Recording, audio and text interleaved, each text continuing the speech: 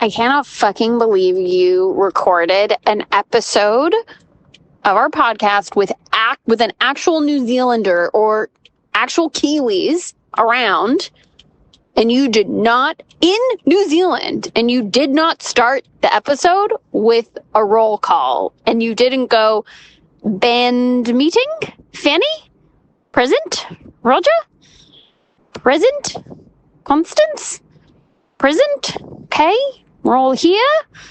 Gonna start the band meeting.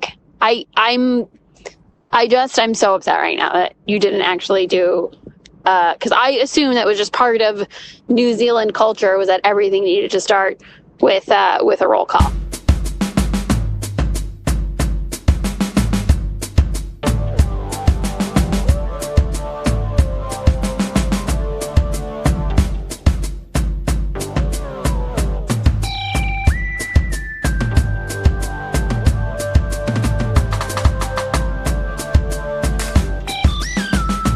So, Mom, that means when you interrupt, you have to wrestle it from Dad's hand. Yes, because no one would. Otherwise, no one will hear you. Right. Okay. Thank you. Okay. Hold it about 6 inches from your mouth.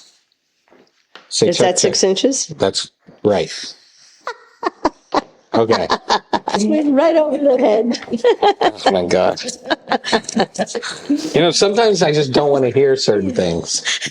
Here we are, and welcome to a very special Kiwi edition of the Friday Night Movie Podcast. The sisters are on the other side of the world, so I have some very special guests. I have, first of all, the all-time favorite guest, Mom. Hello. And we've got Dad. Hello. And we've got our amazing tour guide and a filmmaker, Constance Gervasi. Hello. Kia ora. There. Oh, thank you. Perfect. All right. Getting to the screen. And we are sitting right now in the beautiful Mondillo Winery, which Constance tracked down for us because Mom, a couple of days ago, had a wine, a delightful Pinot Noir from the Mondillo Winery, and said, let's go find the winery. And so here we are. We're sitting, it's so picturesque. We're sitting in, and we're going to get wines throughout this episode because James is going to be bringing us wines as we go. And so we might even have him interrupted. So this episode is going to get very crazy. And just to recap the scene, we're sitting in a valley. We can see all the grapes, and then right behind the grapes are snow-capped mountains. So it's very picturesque. And James, how about this? Before we start our line of questioning, could you introduce this wine that we're about to taste to the microphone over here? Certainly. This is our 2023 Pinot Noir. I believe you tasted it the other night at the restaurant. So it's been aged for 10 months in French oak. And it's a blend of Clone 5, 777, and 115 Pinot Noir. Enjoy. So we're really taking it up a notch ever since we started watching Drops of God. We're very into wine now on this podcast. I don't even like wine, and I love wine now. But what we love more than wine is we love our mom. She's our inspiration. And though we mock her, she gives us shamelessly. They such an incredible amount of content. We honor her multiple times a year. And this year we're honoring her because we are in New Zealand on her birthday. Well, it's her birthday in the United States, but in New Zealand, it's Tio Mario's birthday. I say I'm 71 New Zealand, 60 US. Okay, so Mom. We had, actually, first let's go to Dad. Dad, you have been on what Becky describes as the equivalent of a gap year with Mom, only in a couple of months, traveling. I was brought in for reinforcements. You got the best birthday present of all for Mom's birthday because you got the morning off. How has the overall trip been? You've been in Australia and now you've been in New Zealand. This is the vacation that never ends. It was planned originally as 4 weeks, then 5 weeks, then 6 weeks, and now 7 weeks. So I personally feel as if I'm never coming home. I'm just going to get back in the road trip van and go on to the next event. And now while we have you, Dad, you are our family wine expert. How about you taste the Pinot Noir and let us know what you think? I am impressed as heck, as I was the other night, for the depth and richness of this. This is the Mondillo 2023 Pinot Noir, and I was shocked. You can see the beautiful legs on the glass. I was shocked how deep it is for a Pinot, and we're enjoying it again. All right. Now, back to Mom. Mom, Yes. hold the microphone. Hello. Okay, so Hello. now Constance luckily had a break for your birthday. Yes, she and did. I had to And so did step Daddy. in, and I had to step in. We'll get to Constance and get her. Constance is going to be our expert. This is a movie podcast, and we are going to talk movies soon. But could I just tell everyone a little bit about I was your tour guide for your Yes, birthday. you were. So you planned an adventurous day for me. I was questioning the day when I woke up in the morning because I opened my phone and I didn't get a single birthday greeting. Normally, I have a ton of them. What I didn't realize is they were all going to start coming in this morning, a day late, but that's okay. But you remembered it was my birthday, and we went on the gondola, the famous gondola ride in Queenstown. And now Not Queensland, because that's in Australia. It's Queenstown. It's where my mother told me I was flying into originally. And so Yeah. when my mom, no, I have my own microphone. Oh. You don't have to. I'm hosting the show, lady.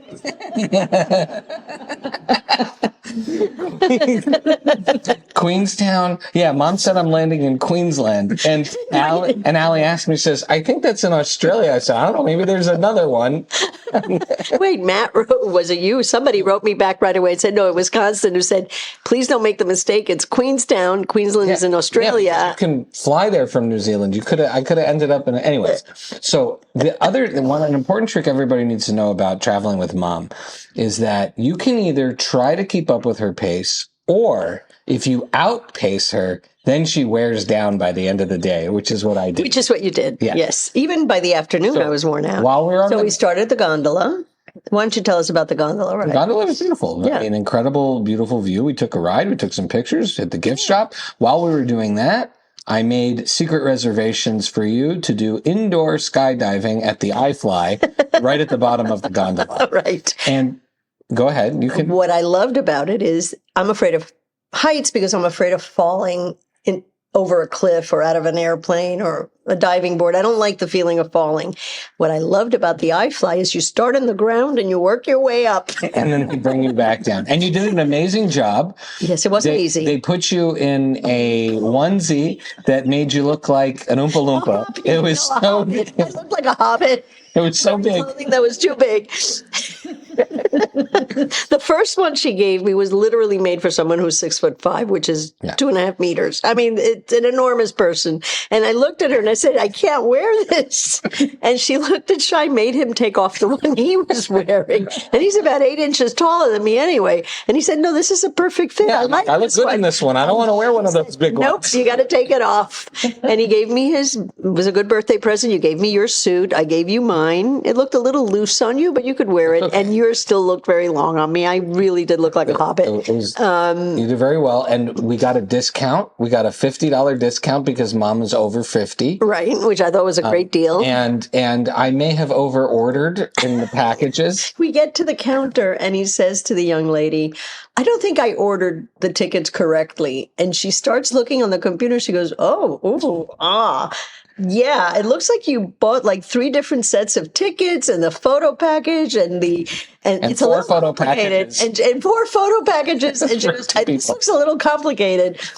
So she took. I thought I could get a lot of different angles if I bought multiple photo packages. And she said, you know what? I think I can cancel this out and make a new order for you. And it took her about 15 minutes. It was complicated, but we ended up with each 2 turns to go all the way to the top of the thing and down. And a shout out to Rian, our very patient guide. She was very patient. At iFly Queenstown. We had a great time. It was like a little bit like going in the Willy Wonka fizzy lifting jar, Yes. like that in the scene. That's just like a big tank. You go flying up. So that was a movie moment we had. And then Dad resurfaced from his well-earned downtime. Constance got a legal day off after, I don't know, a week of work. My dad got a legal day off after 2 months of trekking across Australia and now New Zealand. Dad, why don't you fill everybody in on our next activity of the day? First, I could say that I have never attempted to keep up with Mom as you have. In fact, you have out-activitied Mom on now more than one occasion, which is a feat only achievable by yourself. So I joined in the afternoon when we went on a jet boat, which is a nuclear-powered skimmer that flies over the water at warp speed down a canyon filled with cliffs on either side, where you are exhilarated and at the same time terrified. Yeah, the driver seems to try to hit the rocks. Yes, he comes intentionally close. A canyon or a And You were in the shot over gorge. yeah, and it was a fantastic experience. As Constance promised us, I was a little bit hesitant, but for the fact that my kidneys wound up in my lungs and it was difficult to talk, it was a fantastic experience. But also there was another movie element because we sent Dad by himself, possibly left him alone at the shot over place for a while, and you did research and you found out that many stars of film Indeed, it have seems the same jet boat that the we were. world's famous have crossed the very threshold that we crossed over, including Ian McKellen, including James Cameron, Pine, Chris Pine. Chris Pine. Let's give a shout out to Bottle Shock. Wasn't not Bottle Shock. He was in the one about. Mom's just making up. He was in the one about the competition, the wine competition. He was in Bottle Shock. And King Charles visited the station, as well as Jason Momoa and various music groups, of which I would not recognize very many, but I know that you would. So I felt like I was in good company, that if Ian McCallum, at 95 years old... I think he's the same age as you. Yeah, okay. If he could survive this jet boat ride, then I could as well. Although there were moments when I thought that this was going to be the end of our interminable vacation. Well, thank you, Dad. I'm glad we made it. Mom, what'd you think of... I thought it was amazing. It felt like being in one of those Disney rides, but it was real. It wasn't simulated. The only thing I just noticed is you said it's the shot over. What did you name? The gorge. The gorge is shot over. I thought shot over referred to the fact that you could shoot over the boat when they're going too fast. I just learned it's the name of the gorge. Well, that's a perfect time to bring in our special guest. We have Constance Gervasi, who, in addition to being our tour guide from the road trip... Oh, wait, we have our next wine. James, we're going to get back to Constance in a second. James, tell us about this next. Tell us and give us some characteristics of the wine as well. Sorry for interrupting. So you have now in front of you our Bella, which is our reserve Pinot Noir. So it's a barrel selection from the 21 vintage. We only make it in years that we think there's something a little bit different, a little bit special about the barrels that we've chosen. So we only make 900 bottles, which is 3 barrels worth. We only have like about 10 cases left, so it's pretty limited. Because you're so special, I've opened one for you, though. Oh, thank you. Really good. We might drink it today. It's an extra 6 months in oak as well, so there's more oak than the previous one you've tasted. And obviously, there's an extra couple of years of storage in it as well at the moment. So, yeah, enjoy. Thank you. Thank you so much. Okay, back to Constance, who, in addition to being a incredible tour guide for the road trip. By the way, if you're going to New Zealand or Australia, the road trip based out of Christchurch is an amazing tour company. Dad's loving the wine. I can hear the whispers. But Constance is also a filmmaker and an expert on New Zealand film. And I'm coming back with the most amazing list of films. So first, Constance, welcome to the show officially. Thank you very much. It's I wasn't expecting to be here. Well, I mean, we're just proud that you survived this week so far. And I've got another week to go. And she's very aware. No, I'm not. No, All right. fun. We've had so much fun traveling the country with you, but I love to talk about movies because one of the activities we did the first day I was here was we went to go see a film that we've loved on this show, We Were Dangerous, from director Josephine Stewart-Tuffoy, who we met at South by Southwest and actually won an audience award. But you know so much about Kiwi film. Can you just tell us what's at the heart of Kiwi filmmaking? Well, I mean, Kiwi film has always had a reputation for being the cinema of unease, and they've always had kind of dark content and things like that, or black comedies. But, you know, we're getting a lot more quirkier these days, which I really love. I think, first of all, I realize now with all this time that we spent talking about it in the car rides which that could be a podcast in itself. New Zealand film is darkly very funny. Like there are other countries have different, more morose, artistic feels, but I watched Peter Jackson's Dead Alive on the plane ride over to get in the mood, which has this like weird mix of slapstick violence, but also old timey score. We watched We Were Dangerous, this beautiful coming of age story. What are some of your favorite Kiwi films? Look, there are many.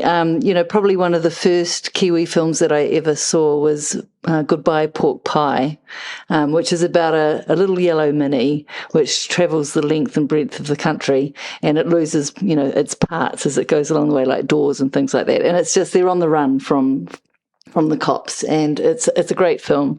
And Jeff Murphy was the director, and his son recently did a remake of Pork Pie sort of about 30 years later, so that's kind of interesting. But there is one particular character in this film called Blondini, and I've got I love Blondini, and I've got a cover photo of me on Facebook as Blondini because they had a competition and things like that. So that's one of my first films, but I'm a huge fan these days of Taika Waititi. One of my favorite ones. They're all favourites, but I admire the cast as well. Jermaine Clement, I'm a huge fan of his work. And What We Do in the Shadows is a mockumentary about, these four vampires flatting together in Wellington, which is the city where I'm based. So that really resonates with me. And I'll tell you a quick funny thing about that film. When it had its premiere, there's a big Wellington sign near the airport, and they changed the W to a V and they painted it blood red. And for that month, we were known as Wellington. One of the things I love about New Zealand film. So having grown up in Canada, Canada is always not always, but is often forced to pretend to be somewhere in the States. New Zealand film, it's always embracing. It's in places like Wellington. I love that about it. Well, New Zealand is lucky. We've got a very diverse landscape. And as, your parents have, witnessed on some of the walks that we did, particularly through the HIAS Pass in the rain the other day, it's very primordial and very, otherworldly. And you really feel like you're in the middle of Middle Earth. Oh, right. Middle Earth. Right. Yeah. You shouldn't not talk about Peter Jackson and Lord of the Rings. So there's so much more to New Zealand than Hobbits and Lord of the Rings. But how do you feel about the impact it's had on New Zealand? Well, it's crazy. It's been over 20 years since the first film was released, and it's still bringing truckloads of people to this country, particularly Hobbiton, the movie set up in the North Island near Matamata. It's fantastic. Peter Jackson really has put New Zealand on the map. And and I work in tourism, so, because in this country you need a real job. You're a creative. And this is my real job. Great. Well, okay, that's a great segue. You're a creative. You're a filmmaker. You told me, I hope you'd be willing to talk a little bit about it. You did the 48-hour film festival, which is a very intense competition. Could you tell me a little bit about that? Yeah, this was the inaugural 48-hour film festival back in 2003 when I was at film school. And, we had TV1, the news channel, following us over the weekend. And it was great. Everything was going swimmingly until we had to transfer the footage onto our DVD to submit, and I don't know, something happened with the patching of the machine and on the university equipment that we were using, and everything came out a sickly shade of green, and there was no way I was going to submit it looking at it like that. So we had like maybe an hour to try and redo it, and so as a result of that, we just missed the deadline. But we did win the audience vote for the favorite film. Yeah. Well, and what tell us about the film? So it's a mockumentary. It's a mockumentary, and it's about a guy who goes undercover the name of the film is 100% Man-Made, and basically it's about a face product which is manufactured from human semen. We didn't know that was coming. We're 4 glasses of wine into this activity, and my parents read. So there we go. That's hysterical. Yeah. That's great. Well, can people still watch it? Is it? Yeah. It's on YouTube. Oh, amazing. Okay, yeah. I can't wait. Repeat its name. It's called 100% Man-Made. Perfect title. Now I understand. Oh my God! All right, let me get my mother and father back into this. You are aficionados of film and TV of this side of the world, but resist your desire to only talk about Australian things, because I know you love Australian things. What are some of the New Zealand films and things you appreciate, particularly the psychological stuff? So what's interesting is that we have focused primarily on Australian film. I did not really understand what's available that's Kiwi made. And we now have a very long list of movies to watch. However, and I think your dad is as well. And I will post, by the way, there is an incredible list that Constance has been giving me that I've been keeping track of that I will post in the notes of this episode. So I can't wait. We'll have an amazing list of stuff to dig into. But I have to say, we have been from day one, not day one, because I didn't know the early works of Taika Waititi, but The Hunt for the Wilder People, though. Hunt for the Wilder People, I loved from the first minute I saw it. I then read the book, and then, of course, Jojo Rabbit and, everything else he's made. Mom, now you're just not holding Jojo Rabbit. And you're refusing to give the mic to Dad. 6 inches. You gotta okay. pick. 6 gotta inches. pick. Give it to Dad. Let me talk. He's interrupting. And Jackson, of course. And, it's just amazing. And I could see why people want to make films here. It's spectacular. So the only Kiwi film that I can identify or from Taika Waititi is Jojo Rabbit, which of course has to be one of the greatest movies of all time. I got such a kick out of listening to Yushai and Constance talking about the early works of Peter Jackson. And you must have gone through, 20 of Peter Jackson's early horror films that seem to create a complete library of Kiwiology. I think people don't fully realize that the early Peter Jackson is so incredibly weird. It's so incredibly weird, and I think. Oh wait, we got to take a wine break, James. Nice. What do we got here, James? Okay, James, you're killing. So this is our late harvest Riesling. Called Nina. So the last one you had, I forgot to mention, Bella, was actually named after Dominic's dog. Oh. And she's actually on the back of the back label. Oh. Here she is in the reeds, chasing a pheasant over here. So that was in memory of Bella. And Nina was his mother. Okay. So this is Nina. So this is late harvest. Her mum, Dominic's mother was a big fan of dessert wines. So this was a natural thing. So it's a sweet. So it's 50% botricized fruit. We don't make it as like a super sickly sweet like some of the Australian dessert wines. Oh, I love a little shade nice for your competition. That's great. yeah, that's good. Play rough. Oh yeah, absolutely. We make far better wines than the Australians. So with a little bit of the acidity, not too much sugar to balance off the acidity without it being too cloying. This is the Nina. So we have one after his mum. One after his dog, but not one after Ellie yet, who's his wife. And I said, hey, Dom, I think you've missed something out here. And he said, that's because I haven't made the perfect wine yet. Oh, I love this. All right. And again, we're right answer. Absolutely. We're at the Mondillo Winery. in central Otago. And actually, we're in an area called Bendigo. And I'm just going to point out a little fact about Bendigo. There's a big sheep station around here. And there's kind of a link to an American blockbuster called Shrek. Oh. So there was a sheep, a merino, and he was, I think, maybe a lamb at the time. And as I mentioned, they take the sheep up into the high country and then they bring them down before the snows in the muster. And he got missed in the muster. And so he was up in this high country for maybe 6 years before they found him. And the size of him, the wool on this on the sheep was massive. And he was found on the hill up there, Rick. Oh, he was found on the hill that you can see over there. So that little peak, that's where he was found. Can you tell us a little bit more about Shrek? Inspiration for Shrek, or this is so he just named him Shrek. He just named him Shrek, so everyone thought that the sheep looked like Shrek. So he was basically he's a wether, so he's basically castrated when he was young, and had no human contact for 6 years. And then John, like it often happens on New Zealand. On New Zealand farms, this happens quite often.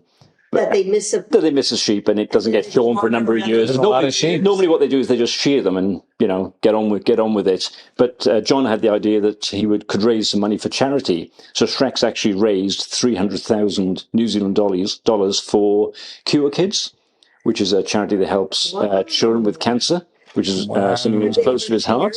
So they sheared Shrek live on television and then they sold off bits of his wool. That's a smart. Yeah, and then you were also renting him out basically for like appearances. So he had an appearance. That's like Little Sebastian from Parks and Recreation, which is an American show where they have this. They have this mini horse. Did you watch Parks and Rec? Yes. And there's a great mini horse element. That's amazing. Oh, wow. Yeah, so he's a very famous sheep. Like, he, got to meet celebrities. They filmed a carpet commercial on an iceberg with him. And the local primary school actually wrote a book all about Shrek, like a kid's book. And they raised so much money. They're actually now the richest primary school in the country. All the kids have their own PCs. And it's a small rural. They only have like 12 students there, and they've raised hundreds of thousands of dollars from selling their book. That is absolutely. Having traveled through, I need to give you a microphone if you're going to talk, Mom. Having traveled through New Zealand, and it's spectacular. And how many sheep have we seen, Roger? Well, to the date, we have seen 28,932,432 of the 30 million sheep in New Zealand. So we have a little bit more than 1 million to go. It is understandable that once in a while a sheep would be gone. It's easy. Like, they're just, no one would notice them being gone. Yeah. That's amazing. Yeah.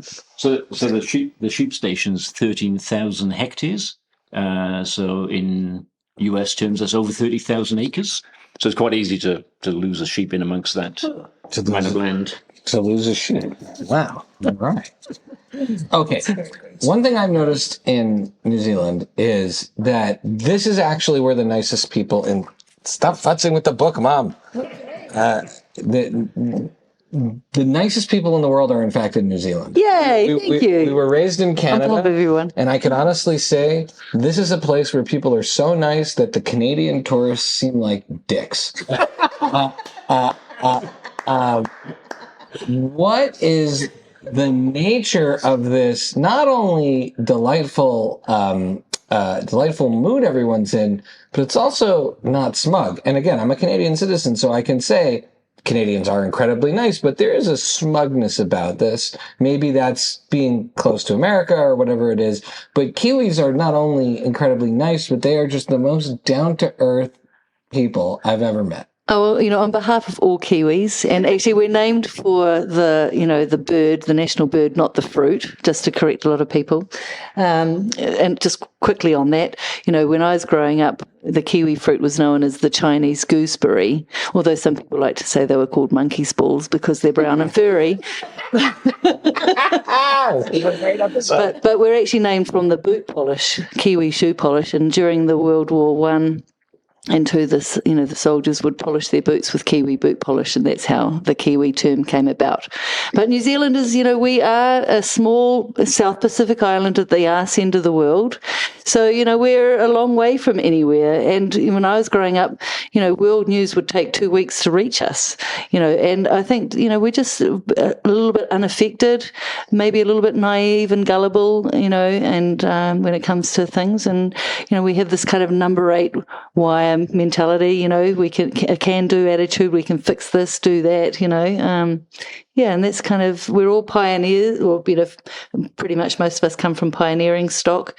We were colonized by the British in the 1800s, and we had to make do with things, or If you had to recommend, we always do recommendations at the end of an episode.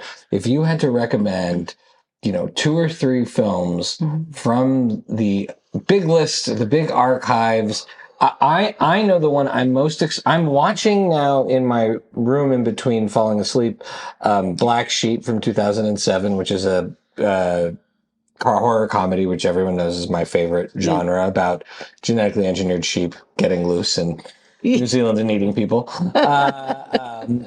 Jonathan King. but the one that I'm most excited to see that you've told me about is Eagle versus Shark. Yes. Waititi. Yes. But what other films would be your tops to recommend? Well, Whale Rider was a very lovely film. Yes, was by Nikki Caro. Yeah, that's a beautiful film. There's some really good classics. Gillian Ashurst made a great kind of road trip movie called Snakeskin, set down here in the South Island. Power of the Dog, Jane Campion, The Piano. There's really some wonderful films out there. It's hard to say which one is my favorite. I love them all. You mentioned that they're quirky now, right? So which is the quirkiest one you would recommend? Well, definitely Taika Waititi is very quirky. So, Eagle versus Shark, even Hunt for the Wilder People's got an element of quirk to it. And even with some of the, blockbuster films that he's making, there's a definite kind of Kiwi twist, to Thor and I love Star Wars. The really weird one. Yeah. I love that movie. So there's that kind of, twisted humor kind of, going on in the subtext, which not everyone might pick up on, One more person I wanted to talk about who is Kiwi, who is in another movie that we adored that we saw at South by Southwest. We saw this incredible movie called Audrey, which stars Jackie Van Beek, who is a Kiwi actor. Do you have any other Jackie Van Beek recommendations? Yes, Nude Tuesday is another very good one. And it's all spoken in gibberish. It's fantastic. And there are actually 2 versions of it. Like, they got sort of writers, comedic writers, to do 2 versions of it. So you can watch one version of it and it's got a completely different ending to the other version because it has subtitles. It's very well done. And it was filmed as we came out of the HIAS Pass in that area I mentioned to you in Makarora. Another one is The Breaker-Uppers, and she pairs with Madeline Sami. That's also quite unusual. I think The Moon is Upside Down. I'm pretty sure she's involved with that, and that was very, very good as well. It's a recent release. Very cool. Okay, before I let my parents close it out, Constance Gervasi of The Road Trip, you are also a radio host and host a show annually for a few weeks a year. Can you tell everybody about that as well? Yeah, I in my off season when I'm not guiding, I spend a bit of time on a remote island here in New Zealand. It's our 6th largest island, called Great Barrier, and it's completely off the grid there. So it's a solar-powered radio station, which is probably pretty rare in the world. And I do a Sunday morning show from 7:30 till 10. The first hour I do stories and songs for kids, and then I do an hour and a half of stories and songs for adults, and it's a lot of fun. It's called C's Sunday Sesh. Does it exist out on the web as well? I think they've just started now with capability that they can kind of record and on maybe, I'm not sure how they're doing it, but no, they're this is really just out there. Yeah. Go to the Great Barrier Island. Yeah, you can live stream on Aotea FM is the name of the station. Very cool. Well, Constance, thank you so much for the amazing tour and taking care of this family, and also for joining us on the show. My pleasure. Thanks for having me. All right. Mom and Dad. We'll go to Dad, and then we'll close out with Mom. Dad, any final recommendations or words? Movie, television, otherwise. You've been traveling a lot. Have you had enough energy to watch anything? Mostly my pillow, because Mom just runs me into the ground. I want to wish my dear wife of almost 50 years a happy 69th, 70th, and 70th first birthdays. 70 and 71, depending on where you The are. longer you stay in this country, the more birthdays you have. All right, Mom. What do you want to recommend? What are you watching? What am I watching? I mean, I don't think have the energy to watch anything while everyone I'm should here. go onto our Instagram and they should watch my mom in the iFly tank. Yes, and if you definitely. really love it, send us enough messages. I'll post the whole video of her floating around. Yeah. What am I watching? I started watching after we left Australia the show called Territories, and Anna Torv. Anna Torv. Yeah, she was in Fringe. She's the main actress, and it's actually quite good. It's it's like a Yellowstone kind of thing, but very much the theme is what it must be like to be owning a cattle station in the middle of nowhere in the red center. Yeah, it's pretty intense. All right, cool. Well, thank you so much for all of you for being a part of this road trip, New Zealand road trip edition. And of course, let's thank James. James, do you have any, I know you don't like TV, but you do like wine. James from Mondillo, do you have any final parting words for the audience? Not really, just drink Mondillo wine. Oh yeah, all right. We'll be bringing some back. So if you come to our house, I'll have some for you. So Great. Thank you so much. Love you guys. Happy birthday, Mom. Thank you. Bye-bye, everybody.